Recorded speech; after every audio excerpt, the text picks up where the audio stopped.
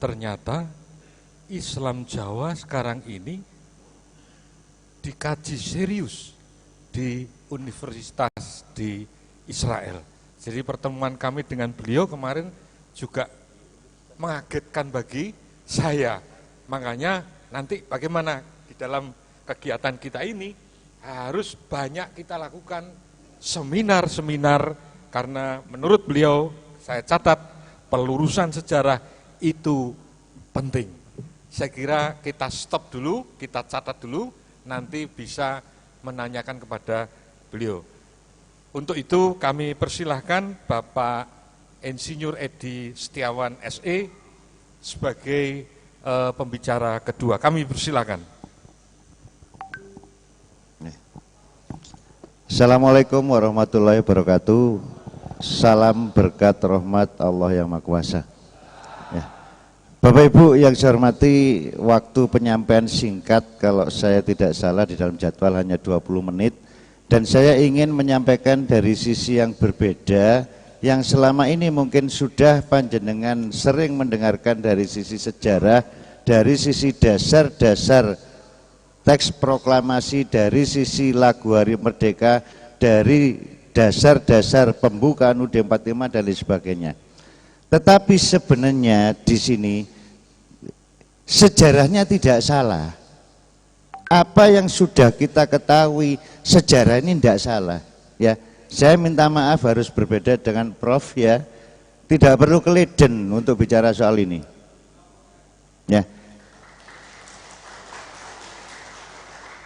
sebab yang salah itu adalah frasenya, kalimatnya, yaitu yang harusnya kemerdekaan bangsa Indonesia ini disebut kemerdekaan Republik Indonesia. Disinilah selama ini yang saya pelajari adalah dari sisi ilmu komunikasi, ya, dari sisi bagaimana penyusunan mindset di dalam masalah pemilihan kata-kata, dan ternyata ini ya yang harus kita waspadai. Saya ambil dari apa yang pernah ditulis oleh Jurilina, Architect of Deception.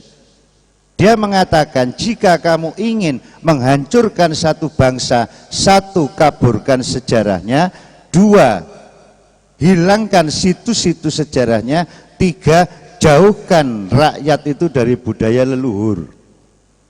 Nah, bagaimana cara mengaburkan sejarahnya? Bagaimana cara menjauhkan dari leluhurnya? Di antaranya adalah pemilihan frase, pemilihan kata kalimat yang ini dilakukan berulang-ulang sampai menjadi sebuah kebenaran. Tidak salah yang dikatakan Menteri Penerangan Jerman di Perang Dunia Kedua, kebenaran adalah 62.000 kali kebohongan yang diulang-ulang akan tertanam di dalam pikiran dan kemudian masuk di dalam bawah sadar kita, dan itulah yang kita anggap sebagai sebuah kebenaran. Ya. Satu contoh, ketika seandainya Anda beli tiket pesawat, di situ kalau Anda beli tiket pesawat singkatannya adalah beli tiket PP, ya Pak enggak? Ya, dan PP itu singkatan apa? Pulang pergi. Coba masuk akal enggak? Kenapa kita disuruh pulang dulu? Harusnya kan pergi dulu. Ini sudah mapan. Bagaimana membongkar ini? Apakah mudah? Enggak mudah. Harusnya pergi dulu baru pulang. Mana bisa pulang dulu baru pergi, apa berangkat dulu pulang terus pergi? Enggak bisa. Ini sudah tertanam di kita dan itu tidak mudah untuk membuat sebuah perubahan, ya. Nah, ini kilasannya. Kalau sudah tertanam di dalam bawah sadar 88%, inilah yang akan menggerakkan yang namanya perilaku kita, ya. Sebagai gambaran lain, saya akan berikan kepada Anda contoh lainnya. Nah, tadi pulang pergi. Kalau Anda mendengarkan, tapi untungnya di sini tadi tidak, pembawa acara atau orang yang berbicara di depan biasanya kan begini. Untuk menyingkat waktu, gitu ya, sakti-saktinya orang bisa hendaknya menyingkat waktu.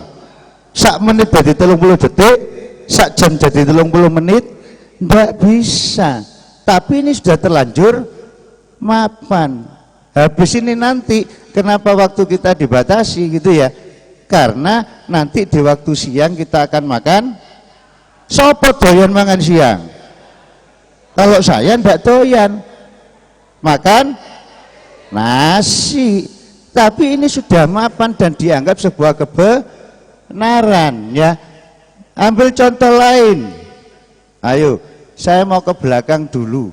Kalau panjenengan kebelat di sini, mau ke belakang dulu. Bener apa enggak? Wong itu tempatnya di depan kok. Kenapa harus disebut ke belakang? Ini sudah tertanam puluhan kali, ribuan kali ya. Saya mau ke kamar kecil. Sekarang kamar mandi apa kecil-kecil? Enggak, besar-besar Pak. Berarti ini sesuai atau enggak sebenarnya? Enggak sesuai. Contoh lain ya, saya sedang nganggur. Ada enggak orang nganggur? Tidak ada. Meskipun tidur pun itu namanya kata kerja. Kerja, tidur. Nganggur ada enggak? Tidak ada ya. Kemudian ini contoh lagi, kalau Anda terlambat, Pak maaf saya ketiduran, mesti saya lanjutkan ketiduran siapa? Loh, ini kan sudah umum. Harusnya apa? Saya tertidur, karena tertidur itu kalimat pasif. Kalau ketiduran kalimat aktif, mesti ada yang niduri. Loh, ini kan sudah mapan Pak ya. Coba lainnya lagi. Nah ini kalau misalkan Anda di warung, sampean apa bebek apa ayam? Aku ayam. Sampean lele aku. Lah wong sing dadekno menungso kok njaluk dadi lele. Ya. Saya itu sering kadang dimintai terapi orang. Bu, keluhannya apa? Saya suka pusing. Lah ini yang jadi masalah. Kalau ibu suka gimana saya nyembuhkan? Loh suka dia bilangnya. Kecuali dia bilang tidak suka loh. Ya. Dan itu sangat sering ya terjadi ya.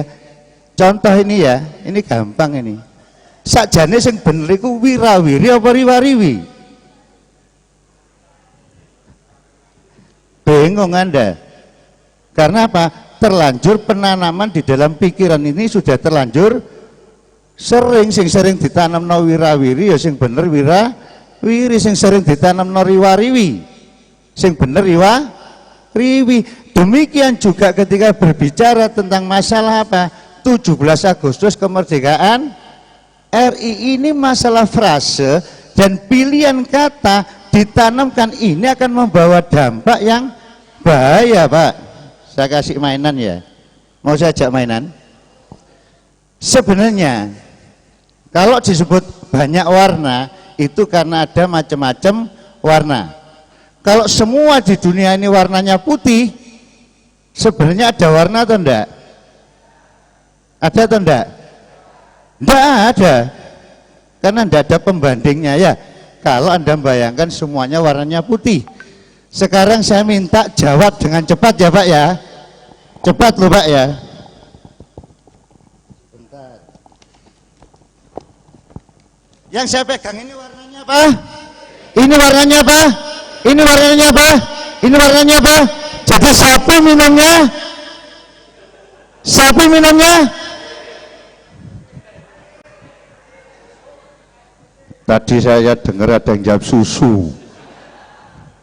Karena pikiran dimasuki putih. Ketika bicara sapi, bayangan Anda adalah ini baru penanaman jangka pendek Pak. Mau saya ajak mainan. Dengarkan kata-kata saya sekarang. Jari Anda gini kan? Anda tekuk gini ya.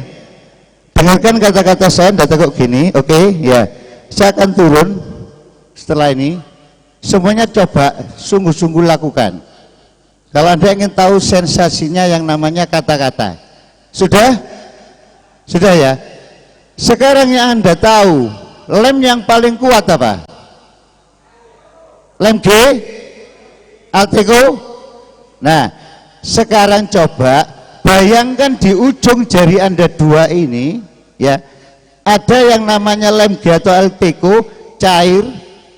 Bayangkan Dan kemudian tanamkan di dalam diri Anda, lem altiku ini perlahan-lahan mengering, lem G-nya mengering, semakin kering, semakin kering, dan rasakan jari Anda semakin terkunci, terikat,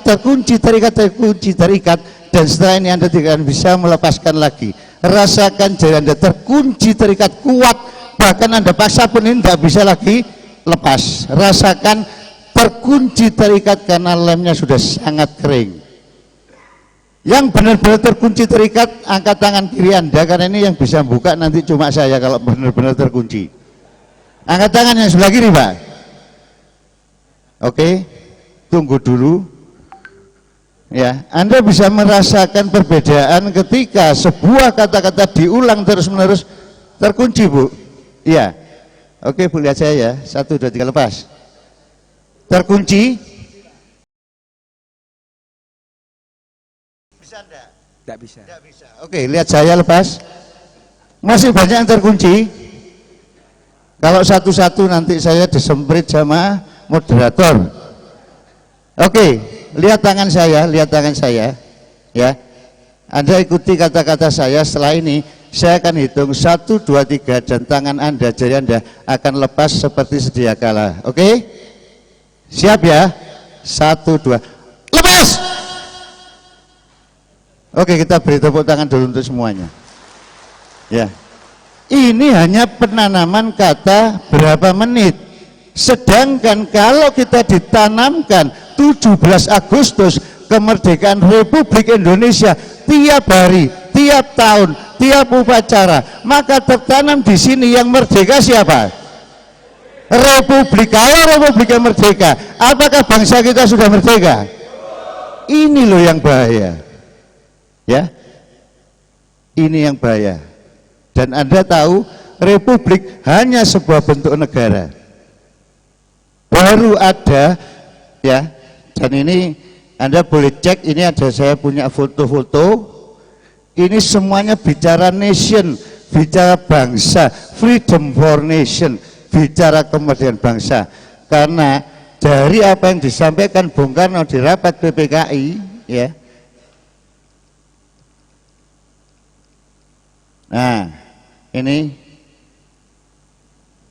kutipan pembicaraan di rapat PPKI tanggal 18, risalah sidang tanggal 18 Agustus. Anggota Oto Iskandar Dinata menyampaikan kalimat kedua pintu gerbang itu tidak ada, jadi baiklah diganti dengan kata-kata ke negara Indonesia. Apa kata Bung Karno? Mengantarkan rakyat Indonesia ke negara Indonesia, tidak ke depan pintu gerbang. Saya kira tidak berkeberatan dengan adanya perkataan pintu gerbang, sebab negara Indonesia belum ada. Ini yang disampaikan Bung Karno 17 Agustus, kemerdekaan Indonesia belum ada. Ya. Nah, sehingga saya sepakat dengan Pak Prof, ya, kalau kita ingin menanamkan kepada anak bangsa kita, mulai anak cucu kita, maka hati-hatilah dengan frase kalimat, selalu gunakan Indonesia, ya. 17 Agustus adalah kemerdekaan bangsa Indonesia. Jangan sampai anak-anak cucu kita dimasuki kemerdekaan Republik Indonesia. Kalau seperti itu nanti tertanam di dalam mental mereka bahwa memang bangsa Indonesia belum merdeka, ya. Dan tanggal 18 Agustus adalah berdirinya Negara Kesatuan Republik Indonesia. Inilah dua nikmat yang tidak boleh kita lupakan, tidak boleh tidak kita syukuri. 17 Agustus adalah kemerdekaan bangsa, dan kemudian ya 18 Agustus adalah berdirinya Negara Kesatuan Republik Indonesia. Saya pikir dari saya cukup. Terima kasih. Nanti kalau ada yang mau tanya silakan. Wassalamualaikum warahmatullahi wabarakatuh. Salam berkat rahmat Tuhan Yang Maha Kuasa. Salam. Terima kasih. Luar biasa. Jadi kalau kita pembiaran ini kita lakukan dan kita memang benar-benar